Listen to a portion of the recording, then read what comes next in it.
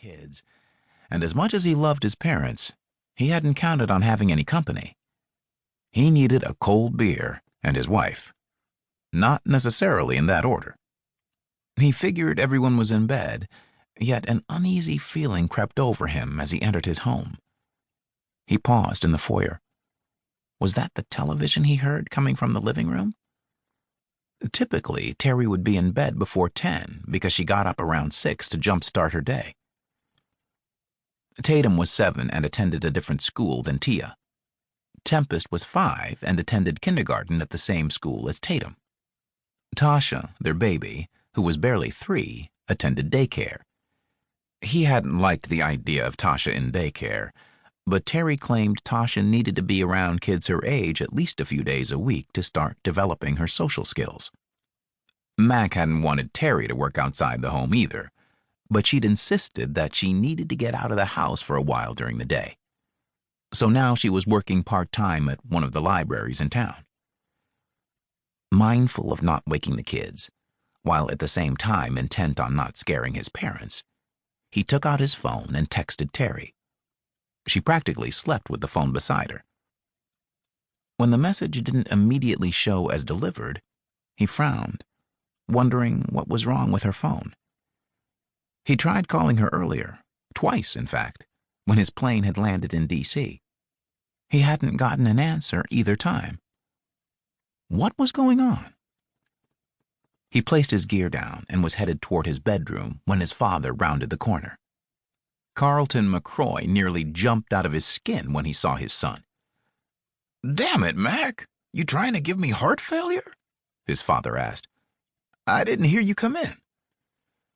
Mac crossed the floor to give his father a bear hug. "You weren't supposed to hear me. I'm a SEAL, Dad." "Why didn't you ring the doorbell?" Mac thought that was a crazy question. "I live here. I don't need to ring the doorbell. Besides, I didn't want to wake anyone. By the way, I like your new set of wheels." His father beamed. "Thanks. It's your mom's car. I surprised her with it as an early anniversary gift. It's been almost 40 years, you know." Yes, Mac knew.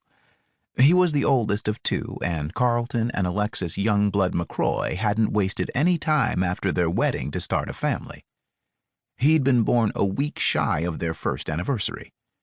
He figured he was supposed to be one and done, but his sister Kylie had been born on his parents' 10th anniversary. "That's a nice gift." "I thought so, and Lex was more than deserving," his father said. Mac smiled. His parents were special. There weren't 2 adults he admired more, and they had always been great role models for him and his sister. Their interracial marriage had worked for them because they'd always said love got them together, and it would be love that kept them together. "Thurston!" Matt glanced around and chuckled when his mother practically threw herself into his arms. "Hey, Mom," he said, placing a kiss on her cheek. "I heard voices and thought one of the girls had awakened." "No, it's just me and Dad. He saw me when I was headed down the hall to my bedroom to let Teri know I was home." He still had his arms around his mother's shoulders when he felt her tense up. "Mom, you okay?" he asked, looking down at her. He thought the same thing now that he'd thought while growing up. His mother was a beautiful woman with eyes a unique shade of blue and ash blonde hair. His father had a dark chocolate complexion, which accounted for Mac and his younger sister's skin tone being a combination of the 2. When his mother still hadn't answered his question, he turned his eyes to his father, who had the same wary expression on his face that Mac's mother wore. Releasing his arm from around his mother's shoulder, Mac straightened to his full height of 6 foot 3 inches. "Okay, what's going on?" When his parents glanced at each other, that uneasy feeling from earlier crept over him again.